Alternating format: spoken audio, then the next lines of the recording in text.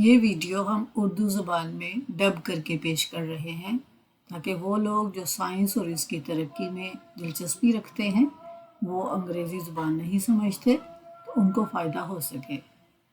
اس کے لیے ہم شکریہ ادا کرتے ہیں CNET کا۔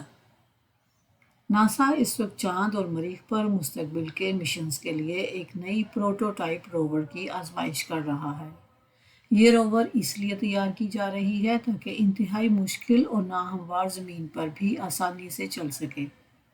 چاند اور مریخ کی سطح زمین سے بالکل مختلف ہے، اس لیے سائنسدان پہلے ہی اس روور کو زمین پر ایسے مقامات پر آزما رہے ہیں جو ان سیاروں جیسے ماحول سے ملتے جلتے ہوں۔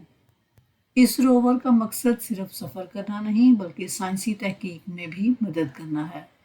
یہ پتھروں اور مٹی کے نمونے جمع کر سکتا ہے، تصاویر لے سکتا ہے، ارد گرد کے ماحول کا جائزہ لے سکتا ہے اور ایسی معلومات زمین پر موجود سائنسدانوں تک پہنچا سکتا ہے جو مستقبل کے خلائی مشنز کے لیے بہت اہم ہوں گی۔